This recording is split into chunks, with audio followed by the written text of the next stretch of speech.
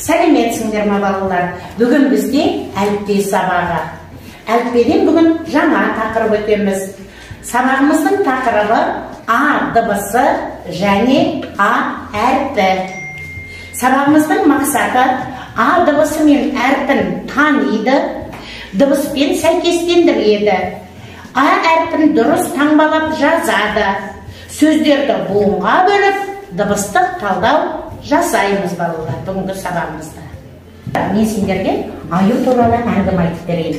Аю қайда өмір сүреді? Орманда. Жарайсыңдар, онда мұқият тыңдайық. Бір күні аю балды көп жеп алыпты да орманда. Тісі ауырып, аюдың тісі ауырып. Басын байлап бүйтіп отырса, басын байлап жылап отырса, алдына орманның емшісі не еді? Білеміз ба? Білмесеңдер, айтайын, тоқылдақ. Тоқылдақ кетті. Тоқылдақ кетті да, аю, неге жылап отырсың? Деп сұраса, тісім ауырып жоқ отыр дейді. Ал, көрсетші тісіңді. Аю, деп аузын ашқан кезде, тоқылдақ жаңағы тісінде ауырып тұрған тісін жұлып алыпты. Қане бәріміз аю сияқты тісімізді көрсетейікші балалар? Тағы да көрсетейік.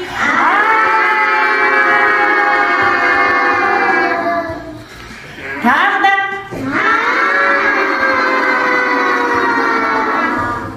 Балалар, А дыбысында, А деп айтқан кезде дыбысымызда кедергі болды ма? Жоқ. Болған жоқ. Онда А дыбысы дауысты дыбыс екен балалар. Бүгін біз осы А дыбысымен танысады екенбіз.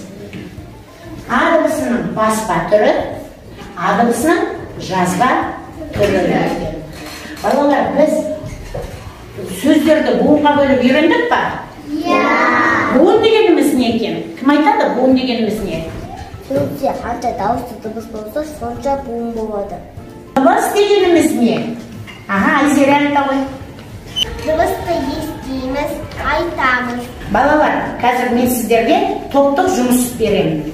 Осы топтық жұмысты бәріміз топтық етеміз, орындаймыз.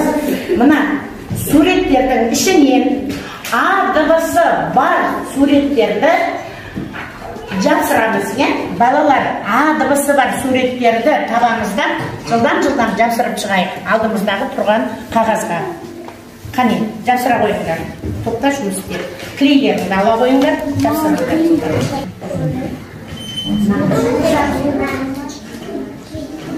Жарайсыңдар.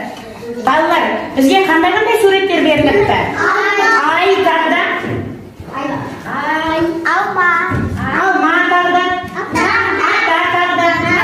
Нан тағда. Күн өнен кейін. Алма. Кім айтты? Жүзінде? Жарас айтты ма? Жүзім екен. Балалар, қараңдаршы. Сонда біз ненің суретін жапсырдық? Және кімнің суретін жапсырдық? Айды жапсырдық. Айды буынға білейікші. Қанша буын екен? Яғни тағы да ненің суретін жапсырдық? Алманы буынға білейік. Қанша буын екен? Үнемдей тағы ненің суретін жапсырдық? Атаны буынға білейік. Қанша буын? Екі буын екен. Нанды буынға білейік. Бәріміз бірге білеміз. Қанша буын? Бір буын екен. Енді балалар қараңдаршы.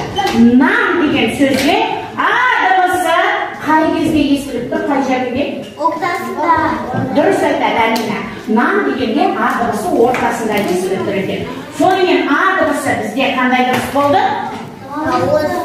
Дауысты дыбыс болды. Енді ата деген сөзге А дыбысы қай кезде естіліп тұр? Ата. Ата кім айтады? Ал айтшы. Ата сөзінде Ең басында. және де аяғында және сөздің басында естіліп тұр. Біз Даниэлға қошемет көрсетейікші балалар.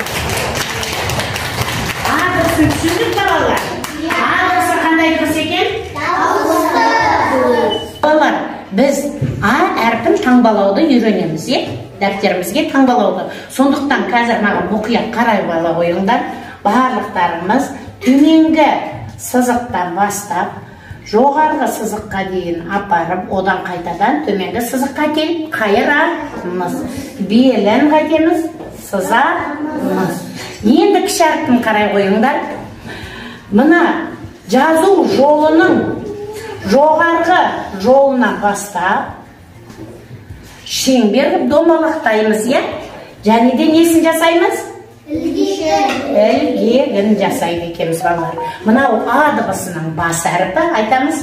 А дыбысының бас әріпі, А дыбысының кіші әріпі. Енді қаламдарыңды дұрыстап ұстай қойыңдар, үш саусақтың көмегімен барлықтарымыз ауада жазайық А дыбысын. Қане оң қолымызға қаламдарында бастады, жоғарғы сызыққа дейін апарды. Қайтадан төменгі сызыққа жеткізіп қайырды. Белін сызды. Енді кіші әріпін жазамыз. Жоғарғы сызықтан шеңбер қылып дөңгелектейміз және ілгегін жасаймыз. Жақсы. Тағы бір екі рет айтайық. Төменгі сызықтан жоғарғы сызықтан асыра көтереміз, одан төменгі сызыққа дейін алып келіп қайырамыз. Белін сызамыз. Және де енді кіші әріпін жасаймыз. Жоғарғы сызықтың ортасынан бастап дөңгелектейміз және де ілгегін жасаймыз. Жарайсыңдар балалар. Енді дәптерімізді ашып орындай қояйық. Әдемілеп бастырамыз.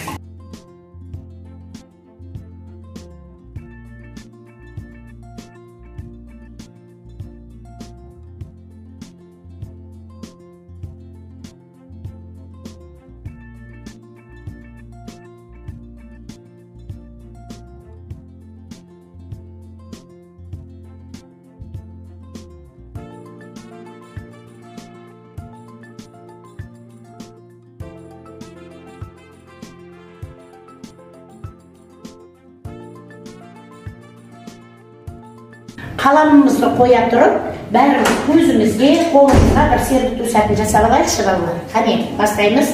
Жаза, жаза өзіміз, талы етті көзіміз. 1, 2, 3, 1, 2, 3, 1, 2, 3, бойға жинап. Балалар, 5 қадам әдісі бойынша А дыбысы бар сөздерді кім айтады? Мен. Жақсы, заңғар келе қой.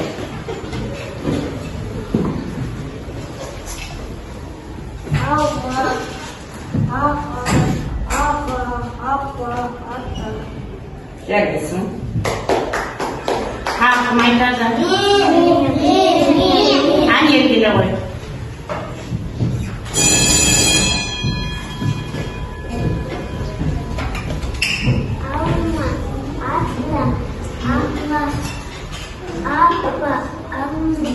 Жарайсың. Тағы кім айтады? Ал әлі келе қой. Жүгіріп кел.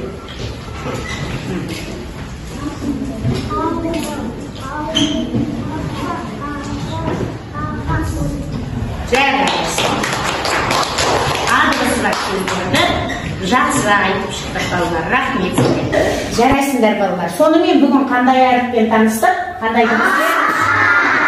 Қандай дыбыс екен? Дауысы. Жарайсыңдар. Қандай таңбамен таңбаланады екен? Қызыл таңбамен таңбаланады екен, жарайсыңдар. Бүгінгі сабақ ұнады ма балалар сендерге? Басқарма әдісімен көрсетейікші? Рахмет балалар.